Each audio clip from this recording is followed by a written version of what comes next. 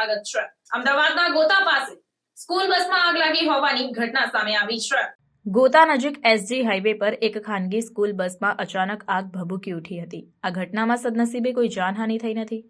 BMC દ્વારા આપવામાં આવેલી માહિતી અનુસાર બસમાં સવાર તમામ 85 લોકોમાંથી 80 લોકોને સુરક્ષિત રીતે બહાર કાઢવામાં આવ્યા છે, જ્યારે 5 લોકોની શોધખોળ ચાલુ છે।